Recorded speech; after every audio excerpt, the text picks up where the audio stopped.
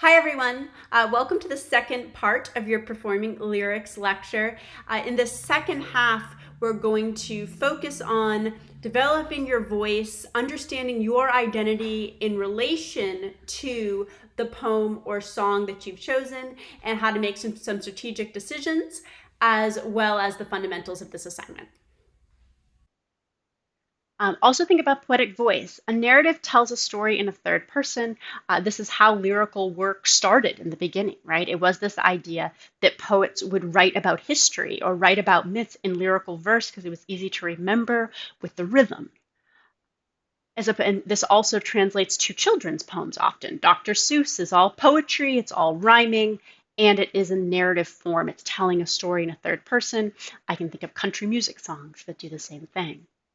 Where, in contrast, a lyric tells a poet's inner musings. So if you choose a lyrical piece, rather than being an omniscient narrator just telling the story to us, you're telling it as though you are the one that lived it. And that's a different sort of thing, and that you're going to embody that poet's emotions, that poet's feelings, and communicate to them as though they're your own. Now, we do have to think about, as we think about if you're choosing a lyrical piece, what does it mean to speak for or as a population? How do we interpret a voice as legitimate? So we're going to talk a little bit about that. There's in-group identification. So part of that is Jim, who is a man who lives with a disability, is talking about his experience. Petra identifies with his experience as another disabled person. Now, Petra is not Jim. Jim can walk. Jim's also a straight man. Petra uses a wheelchair. She's a queer woman. But it doesn't matter because that shared sense of understanding disabled identity, she feels closeness and empathy with him. Now, Chavez did not feel that way. Chavez, as she was reading Reagan Fox's poems, said, actually, as a queer woman of color from a working class background, you seem like a privileged white guy, and I'm not in any way able to really connect with this. I don't see you as part of my in-group, even though we both identify as queer bodies. You're just too different from me. So know that it's okay to not be too consumed with finding a piece that you think, oh, clearly I'm the in-group. You don't know that because sometimes people are going to identify with you or they're not. So in that way, just perform it with care, with thought, let us know your strategies, and then in the end, in your defense, you say why you think this identity, even if it's not yours, is important and you want to share it with us. I'll give an example. I had a student who decided to perform a piece about autism. Why? Because he had friends and family with autism that he knew would not be comfortable performing that piece, and he wanted to perform it and then explain why he felt it was so important for people with autism to be included in society. So there is that idea. It's okay to perform as an outsider, but perform for an advocacy or for understanding or for empathy. Now, Chavez calls Reagan a polemic. She says, I'm repelled by Reagan, but part of what repels me about Reagan's work in poetry is why it's so powerful, because the audience becomes so uncomfortable. When people are uncomfortable, they have to examine their own ideas. And so there is this idea, if you're reading a poem or listening to a song and it makes you uncomfortable, that discomfort can be interesting to toy with, to play with, to think about in your defense in order to make this identity come alive and to see how perhaps your revulsion from it is actually opening ideas and helping you grow and see things in a new way you haven't before. Now, also be considering Belle's social roles and what does it mean to take on the role of another body, to claim an identity. And part of that begins with who we assume is not us.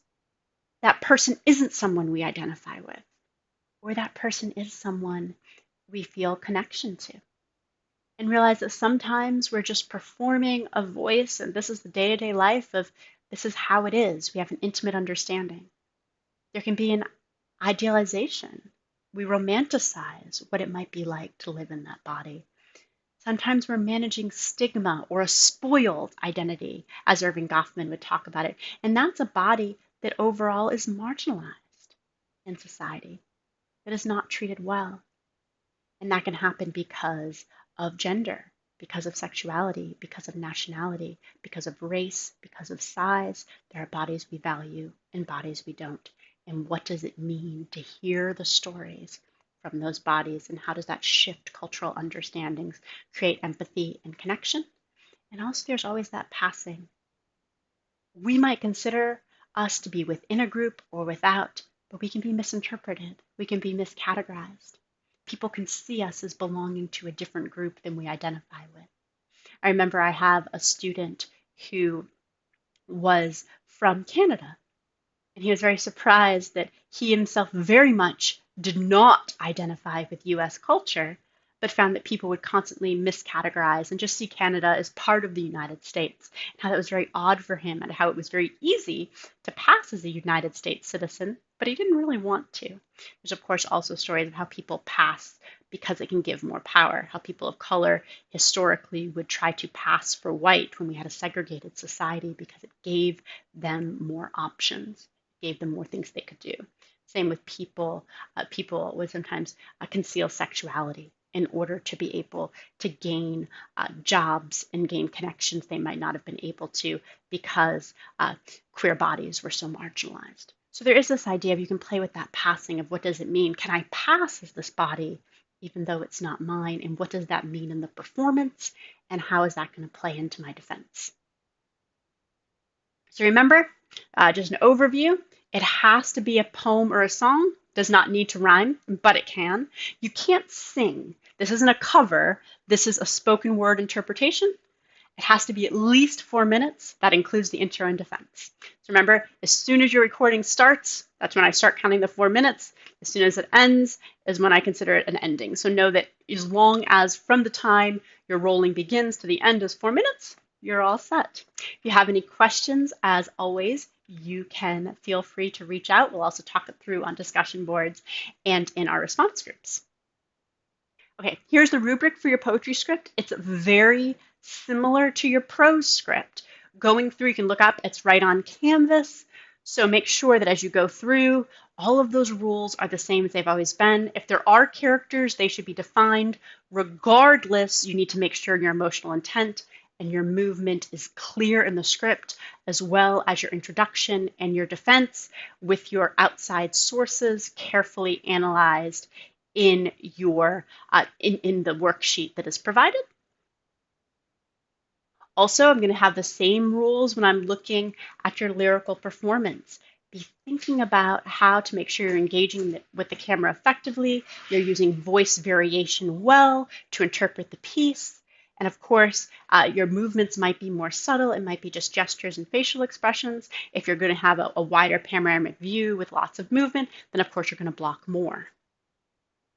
And then the rubric for your defense, as always, you want to make sure it is element of human experience and then a performance decision, that it's prepared. Remember, you're delivering it like a speech, and that you orally cite your references. And that's all I have. Thank you so much, and I'm looking forward to going through this unit with you.